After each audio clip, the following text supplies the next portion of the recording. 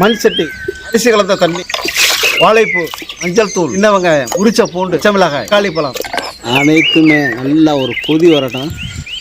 சீரகம், பூண்டு, வரமிளகாய், உரிச்ச வெங்காயம், கருவேப்பிலை, தக்காளி, கடாய், நல்லெண்ணெய், வரமிளகாய், கடுகுந்த பருப்பு, வெந்தயம், சீரகம், கருவேப்பிலை, மிக்ஸியில் அரைச்ச மசாலா வந்து சேர்த்துக்கிறேன். மஞ்சள் தூள், பெருங்காயத்தூள், அனைத்து மசாலா எண்ணெயில் நல்லா வதக்கணும். நல்லா பச்சை வடை போகிற அளவுக்கு நல்லா எண்ணெயில் வதக்கிட்டோம்.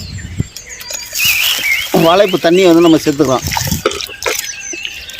புளி தண்ணி, கல்லுப்பு, கொத்தமல்லி தழை அப்படியே நல்லா உனக்கு கிண்டி விட்டு.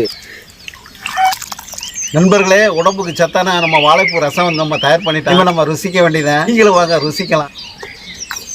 ஆஹா, ரசம்னா ரசம், இதுதாங்க வாழைப்பூ ரசம். அப்படி இருக்குங்க. மீண்டும் அடுத்த வீட்டில் சந்திப்போம். வணக்கம்.